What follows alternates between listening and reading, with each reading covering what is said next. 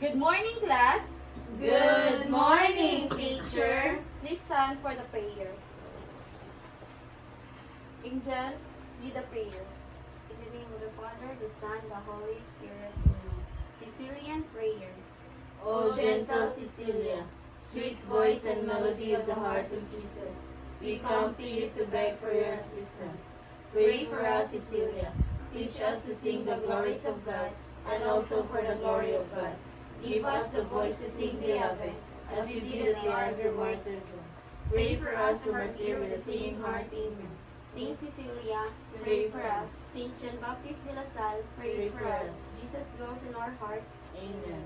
In the Father, the Son, the Holy Spirit. Amen. So before you sit, please pick up the pieces of paper and put into the trash can.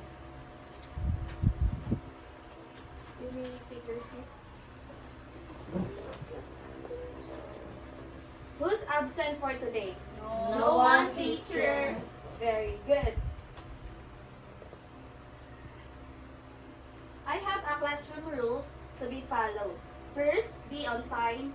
Second, be respectful. Third is listen carefully. And fourth, raise your hand. Catherine, what is the fourth classroom rules? Raise your hand, teacher. Angel, the second. Be on time, be respectful, listen carefully. Very good. Give a 5 claps.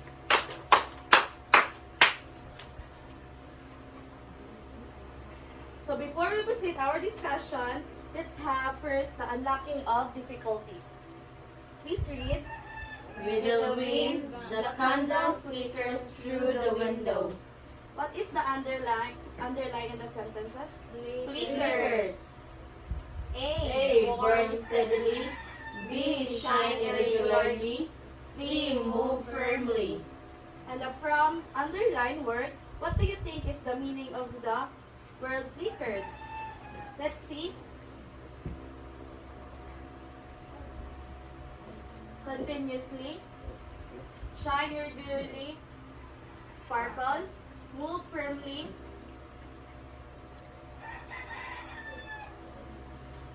advance. What is the correct answer?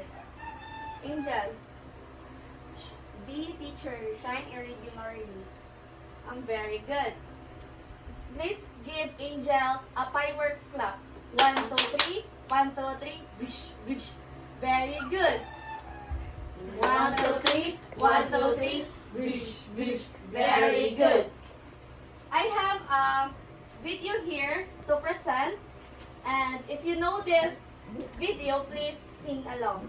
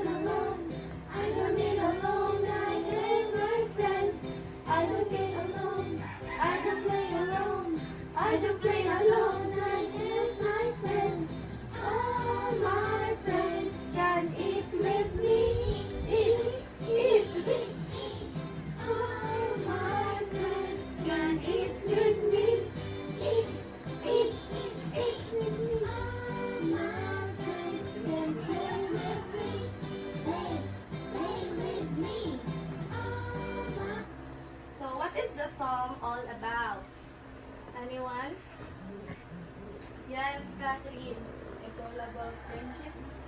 Very good. What is the message of the song? Pep. That I'm not alone because I have friends. Very good. How many friends do you have? Jessica. More than 5, teacher. I have Wow. friends, Sandland. You have a lot of friends. Why friends are precious to anyone? Angel. Because because they are from God. Very good. Give 5 claps. 1, 2, 3, 4, 5. So we have a lesson objectives. Please read. At the end of the lesson, with the help of PowerPoint presentation, the grade 5 pupils with 75% accuracy should be able to A. Analyze the poem in terms of its elements, B. Appreciate the importance of their friends through the poem, and C. Construct ideas from the poem Friends. So I have a poem. I have a poem here. Here, and the title is Friend by Abby Farwell Brown. So first I read, and next you to be followed. Alright? Yes, teacher. Very good. How good to lie a little while and look up to the tree. The sky is like a kind big smile, bent sweetly over me.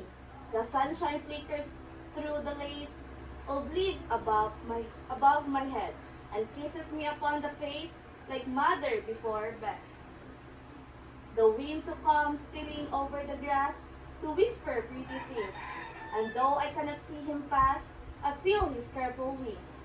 So many gentle friends are near, whom one can scarcely see. A child should never feel a fear whenever he may be. Now it's your turn. How good to lie a little while and look up to the tree. The sky is like a kind smile, bent sweetly over me. The sunshine flickers through the blaze of leaves above my head, and kisses me upon the face like mother before bed. The wind will come stealing over the grass to whisper pretty things, and though I cannot see him pass, I feel his careful wings. So many gentle friends are near, whom one can scarcely see. A child should never feel a fear, wherever he may be. And now I have question. Based on the title of the poem, what is the poem all about? Yes, Kat? About friends, teacher. Very good. And who is talking in the poem? Yes, Angel? A man, teacher. Very good. And who are the speakers of Friend? Anyone?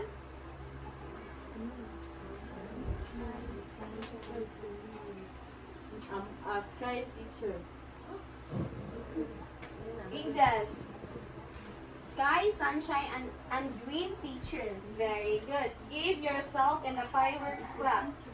1, 2, 3. 1, 2, 3. Brush. Very good. Next. Evaluation. Using the ideas and lesson for the poem, complete the sentences. Please read number 1. The sky is a friend because Anyone? Angel. Because a kind big smile. Kind big smile. Number 2. Please read. the word sunshine has the same sound with Yes, Catherine. sunshine has the same sound with the sign. Very good. And the third, please read. A good friend is one who. Yes, Angel. who are there for me. Why explain? Because if I have a problem, my friends is there beside me. Very good. Yes, Kat. What are you laughing? Please answer number 3. A good friend is one who.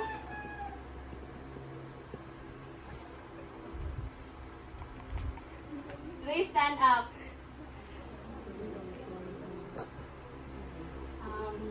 My friend is always there for me. You have friend in this classroom? No. No, teacher. Why? I'm lonely girl. Oh, Angel, can you friend with Catherine, right? Yes, teacher, if she wants to be friend with me also. Oh, very good.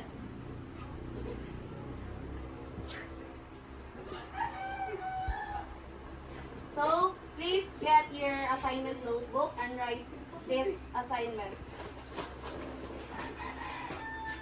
Are you done? Yes, teacher. Please read the assignment, Catherine. Write the 5-sentence paragraph how you could be the true friend to others.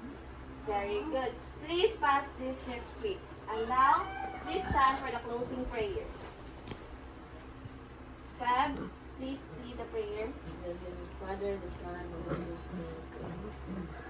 Glory Be to the Father, and to the Son, and to the Holy Spirit, as it was in the beginning, is now, and ever shall be, world without end. Amen. In the Father, the Son, and the Holy Spirit. Amen. Goodbye, class. Goodbye, and thank you, teacher.